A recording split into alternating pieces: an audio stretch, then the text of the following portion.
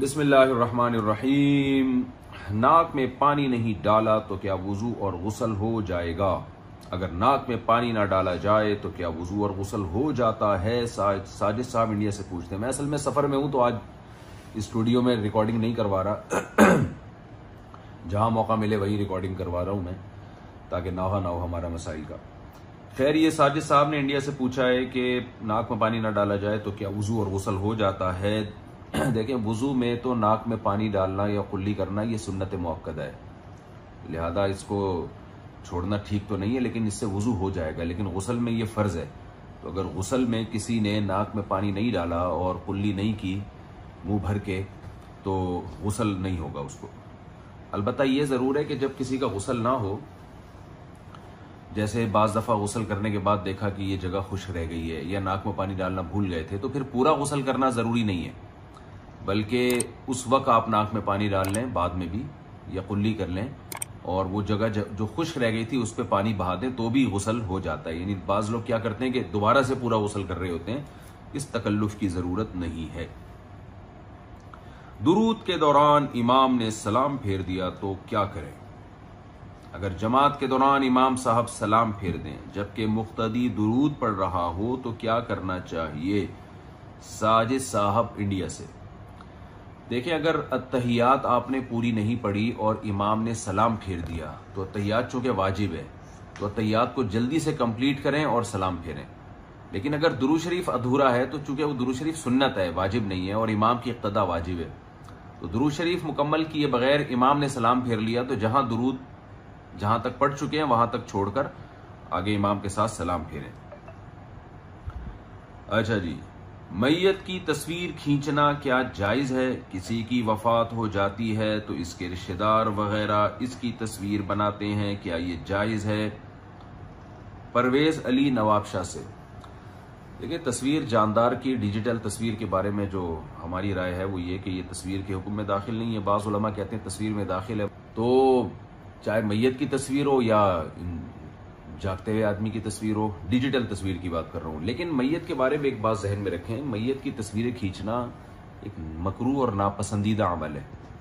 उसकी वजह यह है कि मैयत छुपाने की चीज़ है, दिखाने की चीज़ नहीं है। इस पर मैं कई दफ़ा पहले भी बयान कर चुका हूं कि कुरान मजीद में अल्लाह ने मौत को नींद से तशबीह दी है।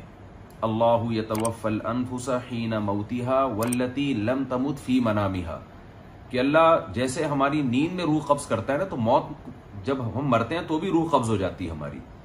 और इंसान की बॉडी का जब रूह से रिश्ता खत्म हो या कमजोर हो जाता है तो उसके चेहरे की रौनक खत्म हो जाती है। यही वजह है कि दुनिया में कोई भी शख्स जो सो रहा हो वो कभी भी नहीं चाहता कि सोते हुए मेरी तस्वीर ली जाए।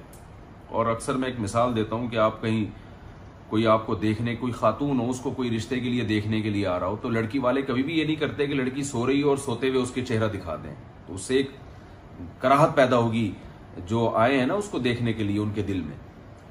इसी तरह लड़का भी कभी नहीं चाहता कि मैं सो रहा हूं और मेरी सोते हुए में मुझे कोई पसंद करने के लिए आ रहा हो और मुझे सोते हुए में देखे। तो इंसान जब सो के उठता है तो भी उसके चेहरे पर एक अजीब सी कराहत के आसार होते हैं। फिर वो मूड होता है, कुछ खाता पीता है, तो जाके ब्लड का जो सर्कुलेशन है वो सही तरह से चेहरे पे दौड़ता है और उसके चेहरे पे एक चमक पैदा होती है। यानी रूह जो है वो जिस्म के साथ मजबूत रिश्ता उसका कायम हो जाता है। तो आप सोचें, जब नींद जो कम दर्जे की मौत है उसमें चेहरा इंसान का फ्रेश नहीं रहता और वो चाहता है कि वो छुपाए। यही बहुत से लोग तो चेहरे के ऊपर चादर डाल देते हैं सोते हुए ताकि हमें कोई देखे नहीं। तो मौत तो उससे भी आगे का दर्जा है।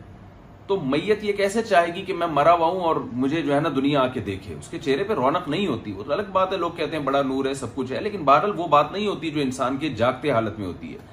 यही वजह है कि मैयत को जल्दी दफनाने का हुक्म है ताकि मैयत से लोगों को एक तबई कराहत ना हो, क्योंकि अब उसका चेहरा तब्दील होना शुरू हो रहा है।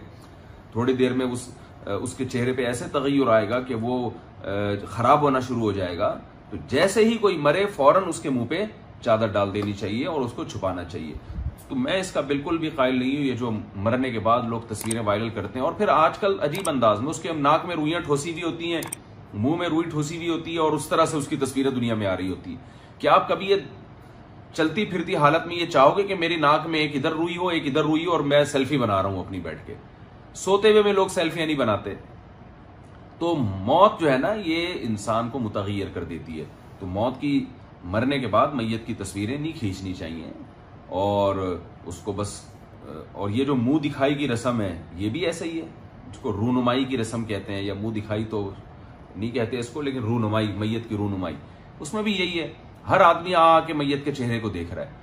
ये भी गलत है। हाँ, मैयत के जो कोई बाप है या बीवी है शोहर के लिए, या शोहर के लिए बीवी है या बेटा है, ये लोग अगर चेहरा देख लें तो चूंकि इनके दिल में नफरत नहीं पैदा होती, ब्लड रिलेशन होता है, अगर चेहरा में थोड़ा सा तगय्युर भी पैदा हो जाए तो इनको कुछ नहीं होता, इनके दिल में मोहब्बत बरकरार रहती है, क्योंकि ये अपने रिश्ते समझे जाते हैं। तो इनके देखने में तो कोई हर्ज नहीं है, लेकिन नॉर्मली उसको एक पब्लिक के लिए लिटा देना कि आओ लाइन लगा के सारे इस मैयत के चेहरे की का दीदार करो, ये तरीका भी नामुनासिब है और कराहत से खाली नहीं है। ये तरीका शरीयत के मिजाज के खिलाफ है। पैगंबरों पर इसको कयास नहीं किया जा सकता। पैगंबर तो दुनिया से जाने के बाद भी उनके जिस्म में जर्रा बराबर तगय्युर पैदा नहीं होता, और उनको एक बहुत पावरफुल किस्म की हयात मिलती है। उस हयात के असरात उनकी बॉडी पे बाकी रहते हैं, जिसकी वजह से उनमें जर्रा बराबर तगय्युर नहीं होता। लेकिन एक आम आदमी का जब इंतकाल होता है, चाहे उलमा ही क्यों ना हो, तो उनको फौरन छुपा देना चाहिए, और उनकी तस्वीरें वायरल करना या रूनुमाई के लिए लाइन लगा के, कतार लगा के लोगों को दिखाना, इसमें बहुत सारे काम खिलाफ सुन्नत हैं और शरीयत के मिजाज के खिलाफ हैं, लिहाजा इससे बचना लाजिम है। हजरत ज़करिया अलैहिस्सलाम की शहादत और इब्राहीम अलैहिस्सलाम की हिफाजत, इसमें क्या हिकमत है? ये सवाल पूछा है अब्दुल्ला साहब ने कराची से। हजरत ज़करिया अलैहिस्सलाम को आरे से चीर कर शहीद कर दिया गया, जबकि हजरत इब्राहीम अलैहिस्सलाम को आग में फेंका गया, तो अल्लाह ताला ने इनको बचा लिया। इन दोनों वाकयात में फर्क क्यों है? इसमें हमारे लिए क्या सबक है? इनका असल सवाल यह है कि हजरत इब्राहीम को आग में फेंका गया तो अल्लाह ने बचा लिया, लेकिन हजरत ज़करिया को क्यों नहीं बचाया? देखिए, इसमें ये इबरत है हमारे लिए कि अल्लाह ताला जो है मुख्तलिफ लोगों के साथ, अपने महबूब बंदों के साथ मुख्तलिफ मामलात करते हैं। बास को शहादत के मरतबे पर फाइज कर देते हैं, बास को अल्लाह बचा लेते हैं। जो आजमाइशों में मुब्तला होते हैं, तो उसमें हमें यह सबक मिलता है कि दीनदार लोगों पर आजमाइशें आ सकती हैं। जब अल्लाह के बहुत ही महबूब पैगंबर हजरत ज़करिया अलैहिस्सलाम पर इतनी बड़ी आजमाइश आई कि उनको आरे से चीर दिया गया और वो चिर गए और शहीद हो गए, तो बाद में भी नेक लोगों पर बड़ी आजमाइशें आ सकती हैं। तो आजमाइशें आना ये इसकी अलामत नहीं है कि ये नेक नहीं है, बल्कि ये ऐन इसकी अलामत है कि ये अल्लाह का नेक बंदा है। और रहा मसला इब्राहीम अलैहिस्सलाम का, तो उस अमल में अल्लाह ने बता दिया कि मैं चाहूं तो तुम्हें आजमाइशों से निकाल सकता हूं, मेरी कुदरत है। तो इसमें इस बात की दलील है कि अगर अल्लाह आजमाइश से हमें नहीं निकाल रहा तो इसमें अल्लाह की कोई हिकमत होगी, ये अल्लाह के आजिज होने की दलील नहीं है। तो इससे नेक बंदों को तसल्ली हो जाती है कि देखो, अल्लाह हमें आग से भी निकाल सकता है, अल्लाह हमें दरिया में डूबते हुए को भी बचा सकता है, अल्लाह इन तूफानों में भी, जब समंदरी तूफान आते हैं उसमें भी हमें बचा सकता है। अल्लाह कुछ करने में असबाब का मोहताज नहीं है, लिहाजा हम अल्लाह से मांगे, फिर उसकी मर्जी है वो हमें बचा ले तो भी उसकी मर्जी, ना बचाए तो भी उसमें इसकी हिकमत है। अगर एक ही मामला होता तो सब उसी की तवक्को करके बैठे हुए होते। इको साउंड में तरावी पढ़ना, तरावी इको साउंड में पढ़ना या पढ़ाना कैसा है? सैयद उस्मान अली भोपाल से। देखें, अगर कुरान के अल्फाज इको साउंड में पढ़ने से भी साफ नजर आ रहे हैं, समझ में आ रहे हैं, एक एक हर्फ का फर्क समझ में आ रहा है और उससे तिलावत में निखार पैदा हो रहा है और लोग इसको पसंद कर रहे हैं, तो फिर ठीक है। लेकिन अगर ऐसा नहीं हो रहा, इको ऐसा हो रहा है कि वो अल्फाज ही समझ में नहीं आ रहे, बाज़ दफ़े इतनी गूंज पैदा हो जाती है, तो फिर ये कुरान की एक किस्म की तौहीन है। और लोग भी अगर इसको पसंद ना कर रहे हो, लोगों को समझ में ना आ रहा हो कि भाई इमाम क्या पढ़ रहा है, तो फिर ये पढ़ना ठीक नहीं है। बहुत अहम सवाल किया जी, इंसान दिल से सोचता है या दिमाग से? शरीयत और साइंस क्या कहती है? शरीय एतबार से दिल और दिमाग का आपस में क्या ताल्लुक है? बंदा दिल से सोचता है या दिमाग से? जब हम कुरान और हदीस में देखते हैं तो इसमें तो दिल का जिक्र आता है, जबकि मेडिकल साइंस ये कहती है कि हम दिमाग से सोचते हैं। इनमें सही क्या है? एहतशामुल हक पेशावर से। देखिए, इंसान सोचता दिमाग से ही है, और मोहब्बत, नफरत, ये सब चीजें दिमाग से करता है। सवाल आपका फिर और मजबूत हो जाता है कि फिर कुरान दिल की तरफ निस्बत क्यों करता है? कुरान तो कहता है लहुम कुलूबुल ला यफ़क़हून बिहा, इनके दिल है जिससे ये समझते नहीं है। तो देखिए कुरान ना अरबी जबान में नाजिल हुआ है, तो जब हम कलाम करते हैं किसी भी जबान में तो उस जबान के मुहावरों का ख्याल किया जाता है, उसमें साइंटिफिक हकाइक को नहीं देखा जाता। इसकी मैं एक आपको मिसाल देता हूं। आपको किसी से मोहब्बत हो जाए, आपका नाम क्या है, मैं दोबारा नाम ले लेता हूं ताकि आप खुश हो जाएं। एहतशामुल हक साहब पेशावर से, इत्तेफाक की बात है मैं पेशावर से ये भी निकला हूं। तो एहतशामुल हक भाई, आपको किसी से माजरत के साथ इश्क हो गया। अब जब आपको किसी से मोहब्बत हुई तो आप क्या करेंगे? आप उसे पैगाम भेजेंगे कि भाई मुझे तुमसे दिल से मोहब्बत है। लेकिन आपने मेडिकल साइंस पढ़ी हुई थी, एक मिनट, आपने पढ़ ली थी मेडिकल साइंस, तो आपने उसको पैगाम भेजा कि मुझे तुम्हें अपने दिमाग से मोहब्बत है। बल्कि अगर आपने मेरा बयान सुना तो आपने यूं कहा मुझे तुमसे खोपड़ी से मोहब्बत है, क्योंकि मैं तो खोपड़ी का लफ्ज इस्तेमाल करता हूं। तो ये अजीब सी बात लगेगी। लुगत जो है ना, डिक्शनरी और लुगत, ये साइंटिफिक हकाइक को नहीं देखती, ये मुहावरों को देखती है। जब भी हम किसी से मोहब्बत का इजहार करते हैं या किसी से नफरत का इजहार करते हैं या सोचने की बात करते हैं तो उर्फ में दिल की तरफ निस्बत की जाती है। पहली बात तो ये समझें।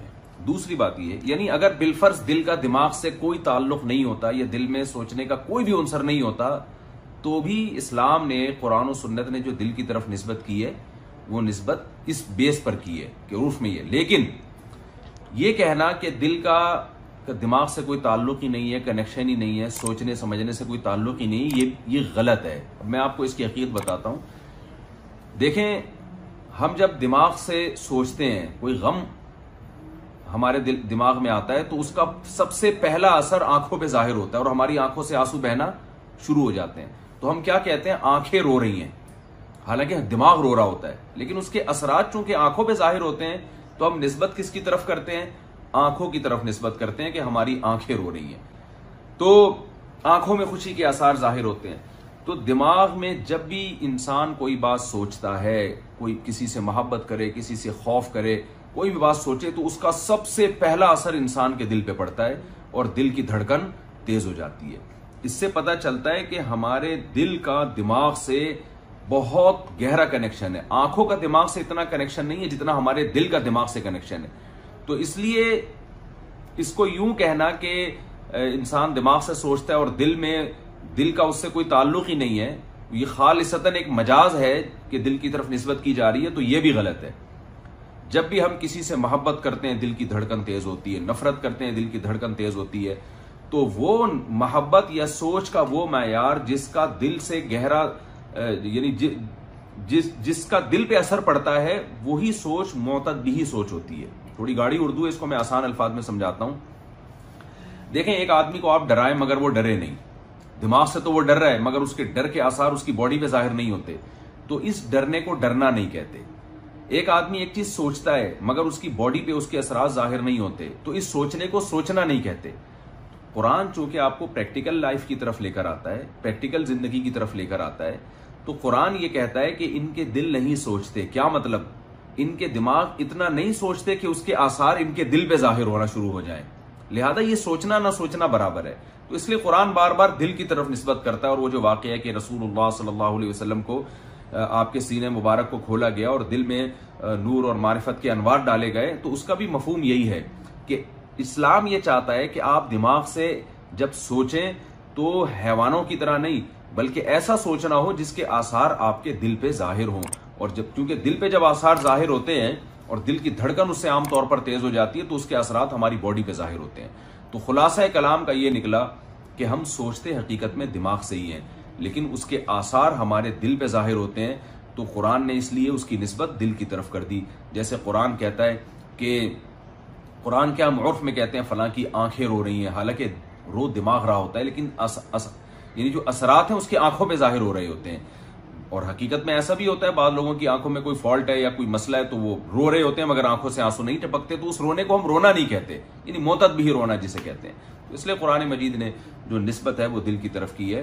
लेकिन इससे ये साबित नहीं होता कि हम दिल से ही सोचते हैं, दिमाग का इसमें कोई किरदार नहीं है। असल किरदार दिमाग ही का होता है।